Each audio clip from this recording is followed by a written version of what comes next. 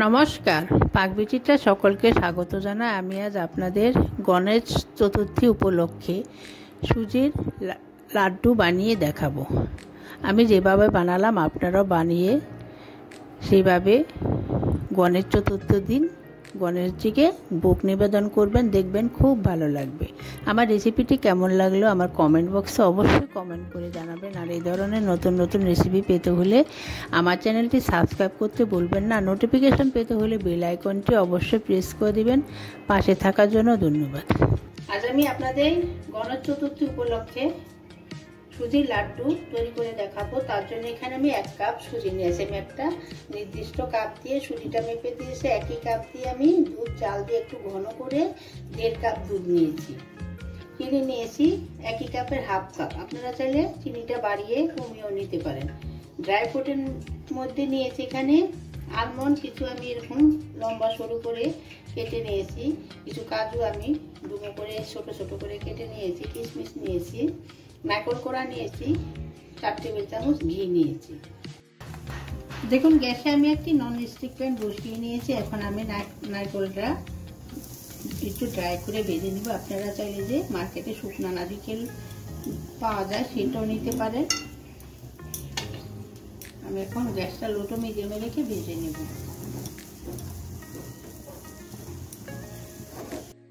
দেখুন গ্যাসটা আমি লোতে রেখেছি। দেখুন নারকেলটা আমার অনেকটাই ঝরঝরে হয়ে গেছে, একটা সুগন্ধ বেরোতে শুরু করেছে। আমি আরেকটু ভেজে নেব। দেখুন নারকেলটা আমার ড্রাই রোস্ট করা হয়ে গেছে, হালকা হালকা কালারও চেঞ্জ হতে শুরু করেছে। আমি এখন এটা নামাই নেব। আর বেশি ভাজা যাবে না, তাহলে নারকেলটা তেতো হয়ে যাবে।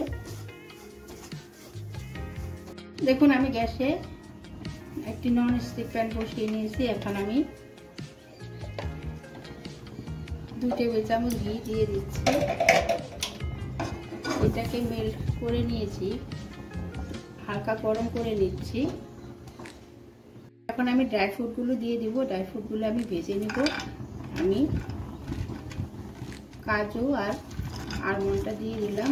গ্যাসটা লোতে রেখে আমি 15 সেকেন্ডের মতো একটু ভেজে নেব।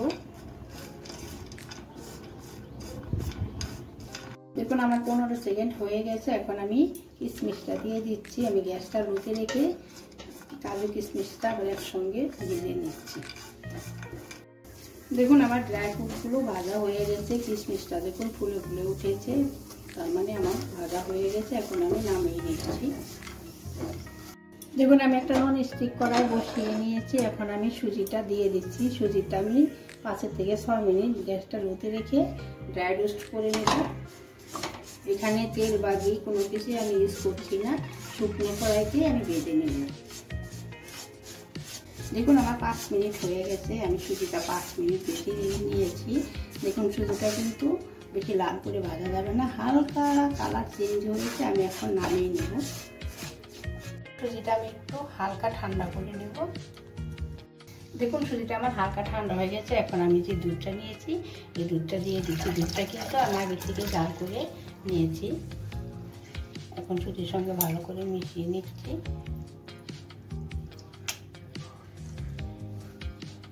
এখন আমি ঢাকা দিয়ে 5 মিনিটের জন্য রেখে দিব। আমি গ্যাসে আমি একটি নন স্টিক কড়াই বসিয়ে নিয়েছি। আমার 5 মিনিট হয়ে গেছে। এখন আমি 3 টেবিল চামচ ঘি দিয়ে দিচ্ছি। ঘিটাকে ভালো করে মেল্ট করে নিচ্ছি।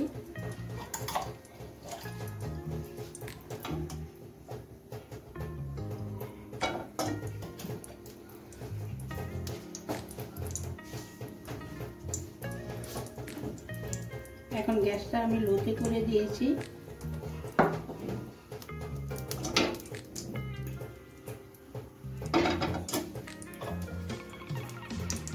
এখন যে সুজিটা আমি দুধে ভিজিয়ে রেখেছিলাম সেটা দিয়ে দিচ্ছি।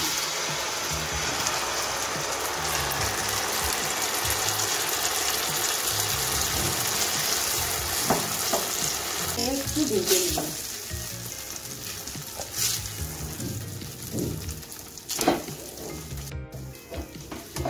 দেখুন প্রথমে যখন দলা পাকিয়ে যাবে ভাজতে ভাজতে দেখবেন এটা একেবারে দানা দানা হয়ে যাবে।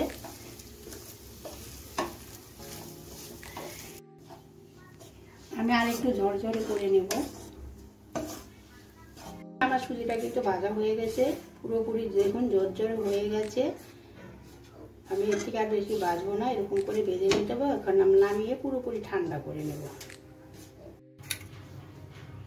আমি যে চিনিটা নিয়েছি এটা এখন মিক্সিতে গুঁড়ো করে নেব। এখানে গোটা চিনি দেওয়া যাবে না, গুঁড়ো করে নিতে হবে।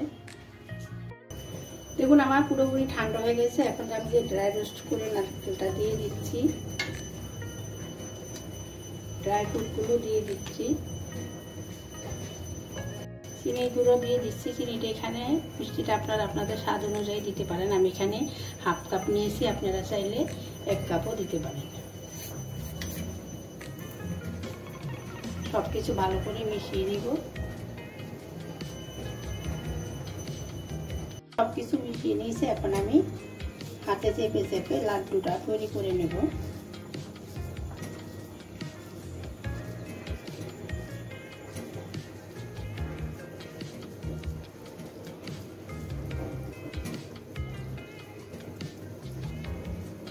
দেখুন আমার একটা হয়ে গেছে। এভাবে আমি সবগুলো বানিয়ে আপনাকে দেখাচ্ছি।